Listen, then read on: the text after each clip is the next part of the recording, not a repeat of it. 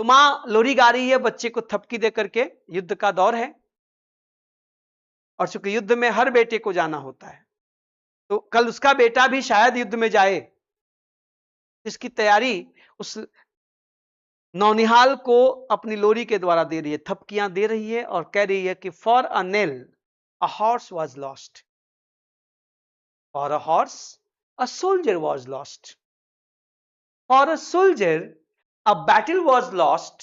देखिए मेरे रोंगटे खड़े हो रहे हैं इसको कहते हुए, गूज बम्स आ रहे हैं। And for a battle a war was lost, and for a war a nation was lost. इस ललाबाई का मजमून क्या है कि युद्ध के दरमियान अचानक एक सैन्य टुकड़ी के सबसे योग्य सैनिक के घोड़े की नाल खराब हो जाती है। अब जाना है, तुरंत पहुंचना है, युद्ध शुरू हो चुका है और घोड़े की नाल खराब हो जाती है। अब उस घोड़े को लेकर सैनिक नहीं जा पाता है, मजबूरी में। जैसे चेतक के बिना राणा अधूरे थे, वैसे उस घोड़े के बिना वो सैनिक अधूरा है। वो दूसरा घोड़ा लेकर जाता है, अपने घोड़े को खो देता है। For a nail a horse was lost, वो घोड़ा हो गया, मतलब उसको छोड़ना पड़ा। घोड़े ने हार मान ली कि मैं बिना नाल के नहीं दौड़ सकता।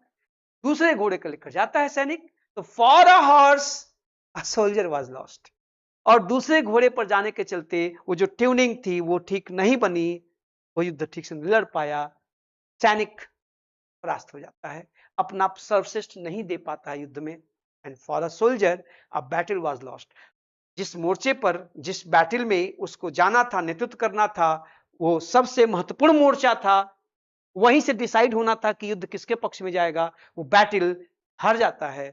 और उस बैटल के हारने से घोषणा होती है कि वो राष्ट्र युद्ध हार गया। और युद्ध हारने का मतलब कि वो राज्य, वो नेशन, वो देश हार गया। अब इस सारे फ्रेम में आप खुद को, अपने सपने को, अपने टारगेट को रख दीजिए और फिर हर एक क्वेश्चन आपके लिए घोड़े की नाल है। ये मुझे लगता है आपको ऐसे ही पढ़ना चाहिए, टाइम लेकर। एग्जाम के 10 दिन पहले आकर, 2 महीने पहले आकर फॉर्म आया, चलो कोचिंग करने चलते हैं, चलो पढ़ने चलते हैं। इसलिए आधा अधूरी आप खुद को भी परेशान करते हैं, घर वालों को भी करते हैं, और आपको लगता है कि मुझ में क्षमता ही नहीं है। Take your time. तैयारी का एक दौर होता है, कम से कम एटलीस्ट 1 ईयर पहले तैयारी करिए। फॉर्म आने से एक आप इंतजार मत करो कि फॉर्म आएगा तब फॉर्म भरेंगे, तब निकलेंगे, तब कोचिंग ढूंढेंगे। तो फिर हो चुका, फिर वही बात आ गई। तो आप खरगोश वाली रणनीति अपनाते हो कि यूं दौड़ेंगे यूं पहुंच जाएंगे। आपको कछुए वाली रणनीति अपनानी चाहिए, और मेरी टीचिंग में कछुए वाली रणनीति होती है।